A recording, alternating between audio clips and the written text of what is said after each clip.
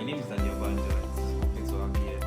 While you are here, don't forget to like, comment, share, and subscribe. Okay, so yesterday was First Day, as the case may be, whenever you're watching this now, the International Day of the Boy Child. And yeah, I mean, there are a lot of things that are not spoken about that happens to a lot of boys, that happens to men in their youth and their young age. There are a lot of unspoken words that men these days now put into character because of what they went through when they were boys. And I feel like these things should be spoken about more frequently, right? It should be spoken about more cogently, and it should not they should not make men feel weak when they express themselves, because the average man was brought up in a way that he must not be perceived as weak. Whatever he does that makes him look weak is what he should avoid, and stuff like that. And then you see men dying in silence, going through a lot of things, but unable to talk about it, unable to hear their opinions about it, unable to speak freely about it. Yeah, I'm just coming out to say a few things that I think we can do better when it comes to raising the boy child, or when it comes to raising men generally in society. It's going to be a little bit sensitive, so I'm going to take it very, very gently as well. Number one, men also go through trauma.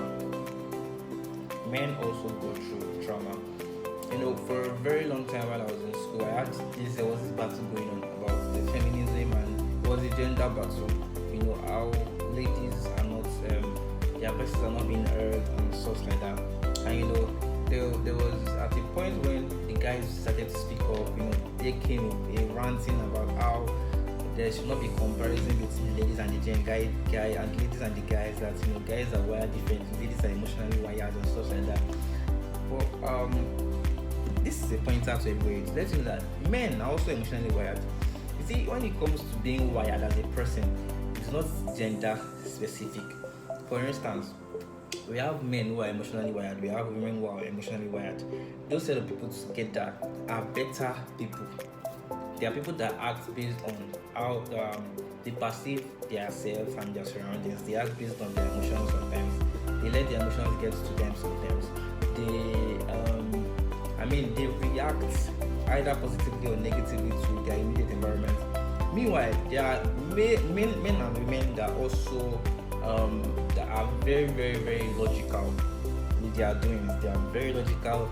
They don't even understand how to properly express themselves and their emotions. Those are alpha people. Like, there's no specifics to make it like maybe gender specific, like alpha male, beta male. Nah, it is colonialism. Like, it is encompassing both male and female that have this kind of characteristics. It's not just about gender.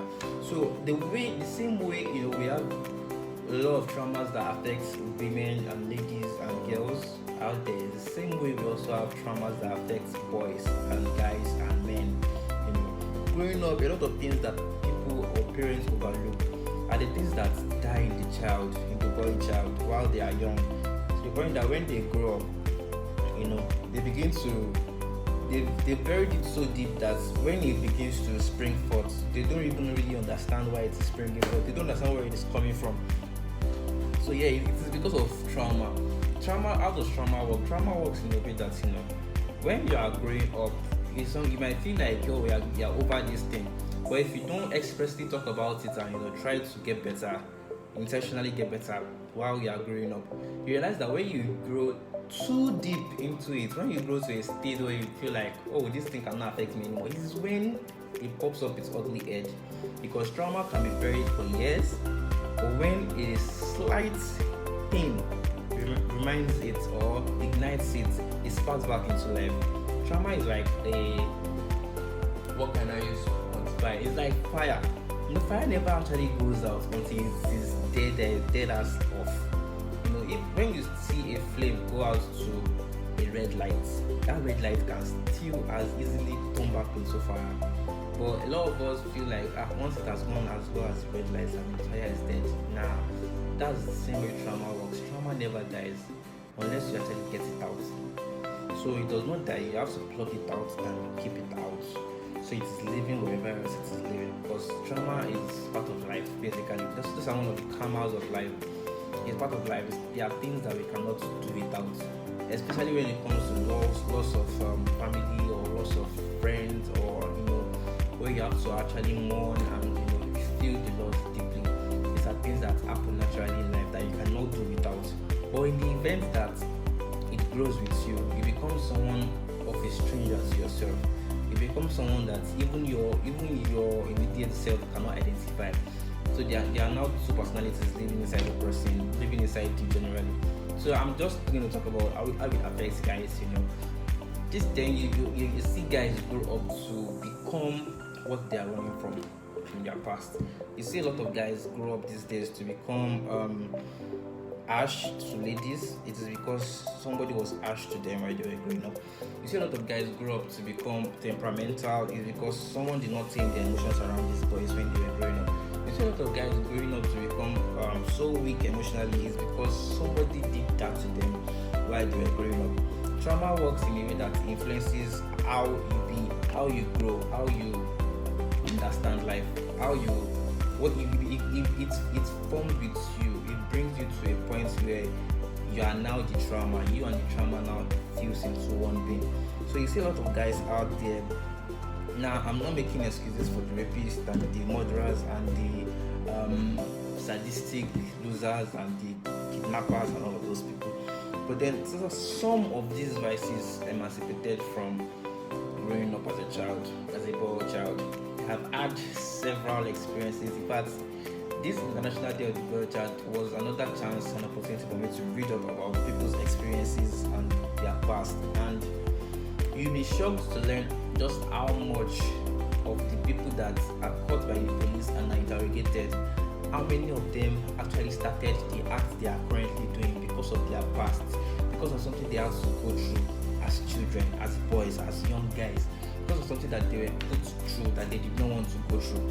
So yeah, the boy child is very, very important, which leads me to the second and most important thing.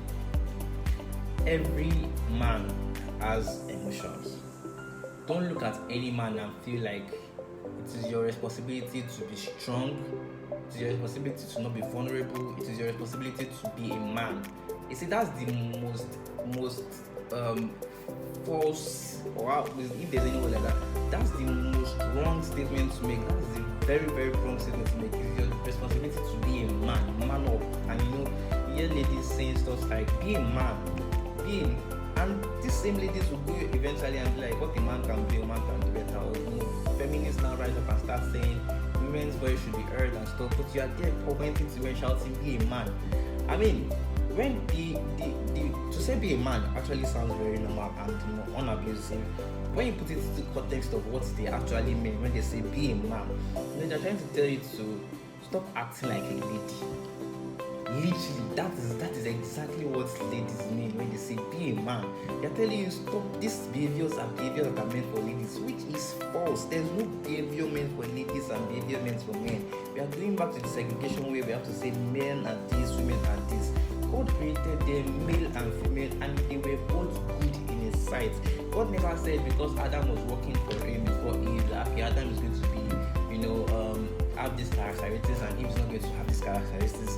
We both laugh, we both have joy, we both have peace, we both have suffering, we both go through things that life throws at us. So in the same way, there is no segregation when it comes to handling life. It is wrong for you to say be a man because you see weaknesses in a man. Those weaknesses are strengths, because any man that can blatantly become vulnerable in front of you has shown you that he's stronger than you. So yeah, that's the second thing and last thing I'll probably be talking about today, because it irks me off when I see people, say stuff like, man up, be a man, don't be weak, don't be weak to ladies. I mean, I mean, I get when, because of how you behave sometimes, ladies or other people, take advantage of you and, they probably treat you bad as a result. But it is never weakness for you to express yourself. To every boy, to every guy, to every man out there, this is me telling you, it is never weakness for you to express yourself. When you need to cry, when you need to express yourself, when you need to say those words that are hurting you inside, please say them. Don't grow into these things that happen to you. Don't become what you are running from. The earlier you learn to express yourself and tame those emotions, because at the same time while expressing yourself, you don't lose yourself in the process. A lot of men have lost themselves in the process of trying to express themselves. You need to express yourself to the fault where you can identify what is wrong and tell me that this thing never happens again. A lot of people wallow and nag and gnashing of teeth, whatever it is, they cry and do all of those things, but the next minute they allow these things to trample upon them again. So yeah, you need to create a balance as a boy, as a guy, growing teenager, into a man, youth, young adults, whatever it is, a boy, child. You are strong, you are wise, you are sought after. The world is waiting for you rising. The world is waiting for you to show for that which you are predestined for. So don't ever let anybody, any word, any trauma, any past, or any kind, whatever it is, don't let it define you. Don't let it get the better of you. You will be what God has destined you to be. I'm saying this because I know for sure for myself that God has a plan for me, and I will be that which God has destined for me to be. So with that, I feel like this alone is enough for an episode. So I'm going to stop here, and thank you for joining me in today's episode of the Better You podcast. I remain Daniel Banjo, and this is the Better You podcast. Bye and cheers.